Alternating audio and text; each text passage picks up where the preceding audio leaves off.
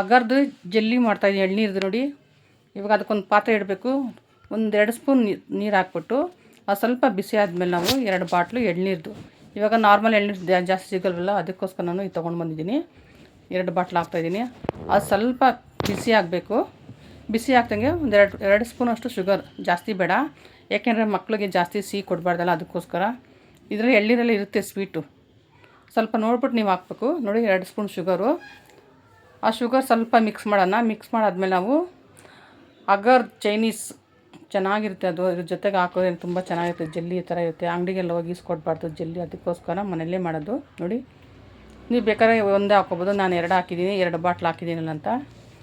ಅದು ಸ್ವಲ್ಪ ಕಟ್ ಮಾಡಿ ಹಾಕಬೇಕು, ಚೆನ್ನಾಗಿರುತ್ತೆ ಅದು. ನೋಡಿ, ಸ್ವಲ್ಪ ಒಂದು 2 ಕುದಿ ಕುದ್ರೆ ಸಾಕಿದು.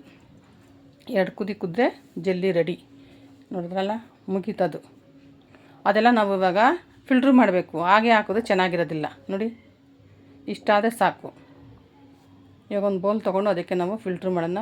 ನಾನು 2 ಬಟ್ಲಲ್ಲಿ ಹಾಕಿದ್ದೀನಿ, ಜಾಸ್ತಿ ಇತ್ತಂತ. ಅದು ಹಾಕ್ಬಿಟ್ಟು ನಾವು ಒಂದು 10 ನಿಮಿಷ ಫ್ರಿಜ್ಜಲ್ಲಿ ಇಕ್ಕಿದ್ರೆ ಜೆಲ್ಲಿ ರೆಡಿ ಆಗುತ್ತೆ. ನೋಡಿ, ಇವಾಗ ಜೆಲ್ಲಿ ರೆಡಿ. ಇದಕ್ಕೆ ನಾವು ನೋಡಿ, ಅದು ಕಟ್ ಮಾಡ್ತಾಯಿದ್ರೆ ನಮಗೆ ಅದು ಕೆಳಗಡೆಯಿಂದ ನೋಡಿ ಎಷ್ಟು ಚೆನ್ನಾಗಿ ಕಾಣುತ್ತೆ ಅಂತ, ಗ್ಲಾಸ್ ಥರ.